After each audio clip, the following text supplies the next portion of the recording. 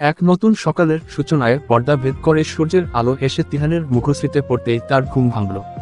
পিটপিট করে চোখজোড়ো মেলে তাকাতে সে বুকে ভারী কিছু অনুভব করল। সঙ্গে সঙ্গে মাথা তুলে তাকাতেই কেয়াকে নিজের বুকে আবিষ্কার করল। কত সুন্দর আর মায়াপরীদের মতো লাগছে কেয়াকে, সত্যিই যেন অপরূপ সুন্দরী। কেয়ার ঘন কালো কেশগুলো ছড়িয়ে ছিটিয়ে আছে কিছুটা তিহানের বুকে বাকিটুকু বিছানা। তিহান কেয়ার মাথায় বিলি কেটে মিষ্টি মিষ্টি হাসছে। ততক্ষণে সূর্যের আলো এসে কিছুটা কেয়ার মুখশ্রীতে পড়তেই কেয়ারও ঘুম ভাঙল। তিহান এইবার কিছুটা বিরক্ত নিয়ে বিড়বিড় করল, শালার সূর্যিমামা আর আসার সময় পেলি না, দিলি তো আমার মায়াপুরীর ঘুমের 12টা বাজিয়ে। ধুর, ভাল লাগে না, বেশ লাগছিল ওকে আমার বুকে। তিহানের বিড়বিড় শুনে কেয়াও মাথা তুলে তাকায়।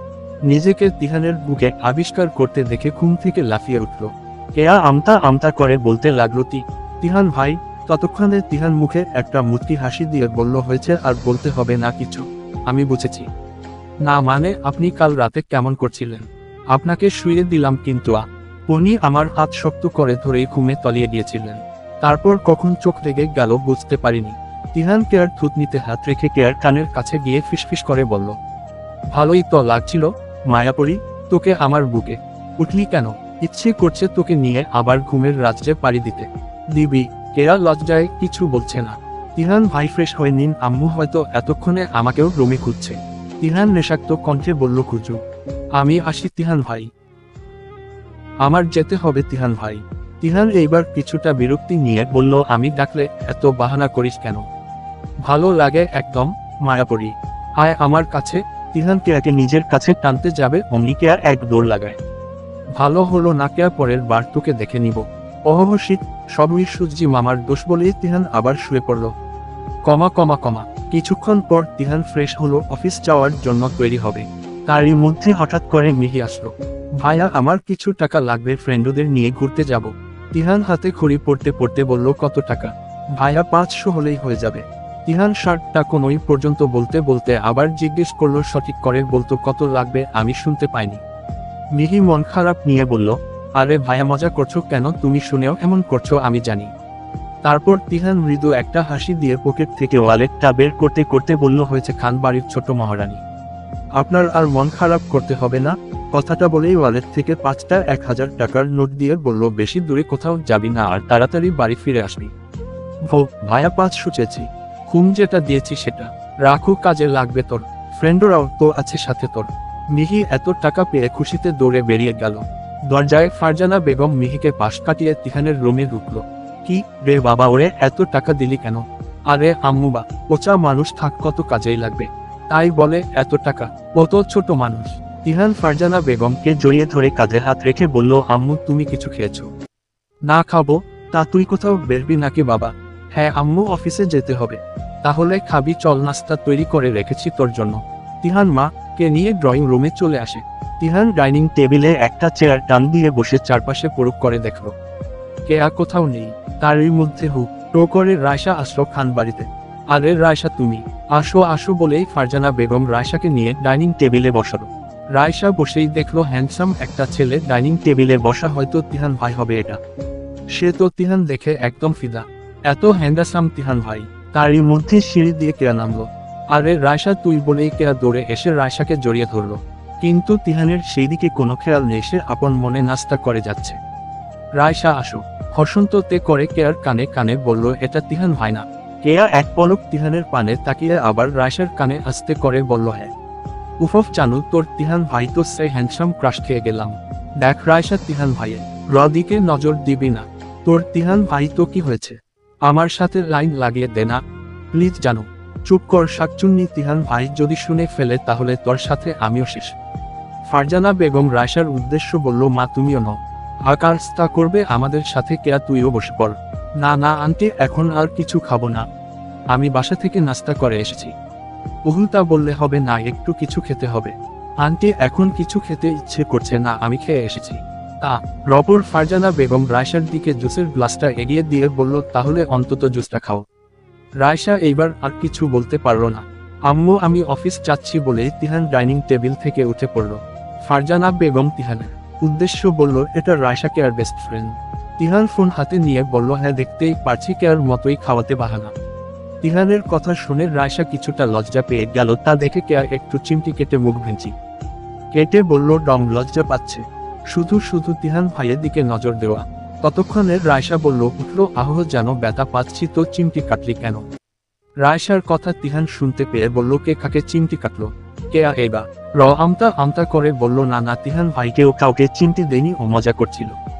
রায়শা চোখ বড় বড় করে তাকিয়ে আছে কেয়ার পানে। ওহো আচ্ছা, তাহলে আমি আসি।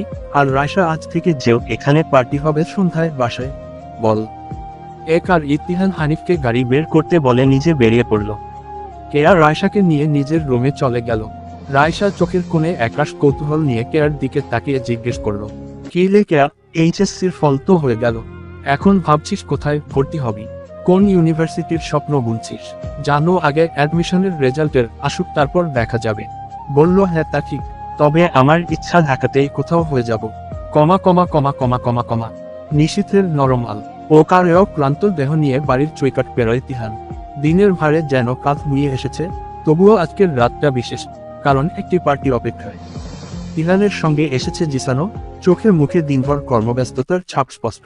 এই পার্টিতে উপস্থিত থাকবে কেয়া, তিহান, জিসান, আনায়া, মিহি এবং রাইসা, প্রত্যেকেই যেন আজকের রাতকে ভিন্ন রঙে রাঙাতে প্রস্তুত। জিসান, তুই বস, আমি একটু ফ্রেশ হয়ে আসছি বলে তিহান সিঁড়ি উপরে নিজের রুমে চলে গেল। তারই কিছুক্ষণ পর আবার সিঁড়ি দিয়ে কেয়া আর রায়শা নামলো। জিসাকে ড্রয়িং রুমে সোফায় বসে থাকতে দেখে কেয়া বলল, জিসান ভাই আপনি? হ্যাঁ কেয়া, তোমাদের সাথে পার্টিতে অ্যাটেন্ড হব বলে চলে আসলাম। হ্যাঁ, ভালো করেছেন ভাইয়া। তারপর জিসান পাশ কাটিয়ে রায়শার পানে তাকিয়ে বলল, এটা কে কেয়া? জিসান ভাইয়া ও আমার বেস্ট ফ্রেন্ড রায়শা। ওহো, তোমরা দুজনই তাহলে অ্যাডমিশন দিলে?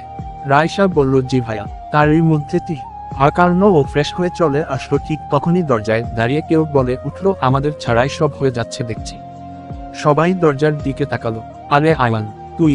হ্যাঁ তিহান ভাইয়া, ফুপি আসতে বলেছিল তাই চলে আসলাম। অনেক দিন পর তোমাদের সঙ্গে দেখা। আরে আয় আয়, ভালো করেছিস। সাথে মামা মামিকে নিয়ে আসতে ভালো হতো। আব্বু আম্মু একটু ব্যস্ত আছে তাই আজকে আসতে পারলো না, তবে সাথে রীতি আর নিশা এসেছে। ওহো, ভালো করেছিস। সবাই উপরে আসো, ছাদে পার্টি হবে। রীতি তিহানের পানে তাকিয়ে আছে একক দৃষ্টিতে। পরনে ট্রাউজার আর সাথে টি শার্ট, চুলগুলো ভেজা আছে এখনো, ফর্সা গরনে একদম নায়কের মতো লাগছে তিহানকে। তখনই কেয়ার ডাকে রীতির ধ্যান ভাঙল। কি হলো? রীতি উপরে আসো বলেই কেয়ার রীতিকে হাতে ধরে উপরে নিয়ে গেল। সবাই ছাদে এসে অবাক হয়ে গেল, তিহান এত রকম খাবারের আয়োজন করে রেখেছে। ডেসার্ট, মিষ্টান্ন খাবারের মাঝে রয়েছে chocolate, brownie, ice cream cup, cookies, custard. Starter খাবারের মাঝে রয়েছে chicken fry, spicy French fry, spring roll, momo, কর্নচাট বা spicy corn, pizza slice, burger slider. ড্রিঙ্কসের মধ্যে রয়েছে cold drink, Coke Sprite, মোকটেইল, juice, lemonade, chocolate, milkshake, fruit punch. অন্য পাশে সাজানো আছে হাক্কা noodles, grilled chicken with sauce, pasta, white sauce, red sauce, biryani. কেয়া, রায়শা, জিসান, আইমান তিহানকে জিজ্ঞেস করলো, এত খাবারের কি প্রয়োজন? তিহান মুখে একটা আলতো হাসি নিয়ে বলল, তোরাই তো আমার আপনজন, তোদের জন্য এটুকু তো করতেই পারি। রায়শা বলে উঠল, ভাইয়া এত খাবারের প্রয়োজন ছিল না। আরে ছোট বোন, সমস্যা নাই, পাতিতে এই রস্য উকারলা না হলে কি জমে নাকি? সবাই বসে পড়ো। তারপর সবাই এক এক করে বসলো। রায়শা একটি কাচের রঙিন বোতল নিয়ে আসলো। সবাই গোল দিয়ে বসলো। রায়শা সবাইকে বুঝিয়ে দিল, বোতলটা একবার ঘুরানো হবে যে দুইজনের মাঝখানে এসে আর মুভে সেই দুইজন একসাথে গান গাইতে হবে। আইমান লাফিয়া বলল, ওহো, ফাটাফাটি আইডিয়াটা শুরু করা যাক তাহলে। রায়শা একবার ঘুরালো, বোতলটা এসে থামলো জিসান আর আনায়ার বরাবর। রায়শা বলে উঠল, এইবার জিসান ভাইয়ার সাথে আনায়া তোমার গান গাইতে হবে। না না আপু, আমি কোনো গান পারি না, এইবারের মতো আমাকে ছেড়ে দাও। না না, তা বললে তো চলবে না, তোমার গাইতেই হবে, নচিটিং নয়তো পানিশমেন্ট আছে। অন্ধকারে একবার পুরোটা বাড়ি ঘুরে আসতে হবে, তাও বাহিরে থেকে।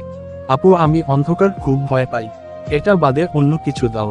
তারপর তিহান বলে উঠল, আরে থাক, বাদ দাও, সবাই ও ছোট মানুষ, আর ও অন্ধকার অনেক ভয় পায়। কোথাও আবার ভয় অজ্ঞান হয়ে পড়ে থাকবে, তাহলে আবার রহান্ন ঝামেলা হয়ে যাবে। তারপর রায়শা বলল, ঠিক আছে, এইবারের মতো ছেড়ে দিলাম, তবে এর পরের বার যে পড়বে তাকে ছাড়া যাবে না বলে দিলাম। তিহান বলল, ঠিক আছে। রায়শা কাচের বোতলটা আবার ঘুরালো। এইবার এসে বোতলটির মুখ মোলো কেয়ার দিকে আর পিছনটা তিহানের দিকে।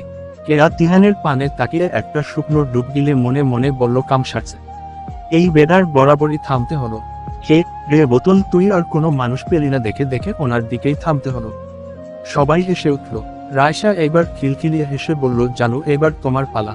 রায়শা কেয়াকে চোখ টিপ দিয়ে বলল, এবার তোমার গান গাইতেই হবে জানু। কেয়া রায়শার পানে রেগে তাকালো, রায়শাকে এইভাবে খিলখিলিয়ে সতে দেখে। তারপর কেয়া সবার উদ্দেশ্য বলল, আমি তো গান গাইতে পারি না। জিসান বলে উঠল, উহু বন্টি, কোনো বাহানা একদম চলবে না, গাইতেই হবে। তারপর আনায়া বলে উঠল, আপু প্রথম কিন্তু তোমার শুরু করতে হবে, কারণ বোতলের মুখটা তোমার দিকে। তারপর তিহান ভাই শুরু করবে। কেয়া আনায়ার পানে রাগী হয়ে তাকালো। ঠিক তখনই রায়শা কেয়াকে আলতো ধাক্কা দিয়ে বলল, এবার শুরু করো জানু, হি হি হি। কেয়া তখনও চুপ রইল। তারপর তিহান হাতের ফোনটা পকেট ঢুকিয়ে কেয়ার উদ্দেশ্য বলল, শুরু কর কেয়া। তারপর তিহান গিটারটা হাতে নিয়ে বাজাতে শুরু করলো। কেয়া লজ্জা পাচ্ছে, তাও গাইতে হলো। কেয়া চুপি চুপি মন প্রেমে পড়েছে। মনেরই কোণে সুখ জমেছে। উদ্ধৃতি চিহ্ন তিহান কো আমার আমি নেই। কি যে হলো, অজানা খেলায় মন ভেসে চলেছে। কেয়া প্রেমে পড়লে হয় কি এমন ভাবনাগুলো যেন ঘিরে থাকে সারাক্ষণ। তিহান কো কখন যে অজান্তে হৃদয়ের প্রান্তে অনুক্ষণে চলে তোমারই বিচরণ। কেয়া তুমি যেন বুকে রই মধ্যখানে জড়িয়ে আছো প্রিয়জন। তিহান চুপি চুপি মন প্রেমে পড়েছে। মনেরই কোণে সুখ জমেছে। কেয়া ভালোবাসা ছুঁয়েছে এমন তোমারই তরে আজ হয় যত আলোড়ন। তিহান কো মনেরই সীমানায় দিন ও দিনান্তে তোমাকেই চাইয়ে জীবন ও মরণ। কেয়া জানি আমি প্রতিটি নিঃশ্বাসে মিশে থাকো প্রতিক্ষণ। তিহান ও চুপি চুপি মন প্রেমে পড়েছে। কেয়া মনেরই কোণে সুখ জমেছে। তিহান কো আমার আমি নেই। কি যে হলো, অজানা খেয়াল মন ভেসে চলছে। গান শেষে সবাই হাত তালি দিল, কিন্তু রীতি ব্যাপারটা সাধারণভাবে নিল না। সে মনে মনে ঠিকই রাগ করেছে।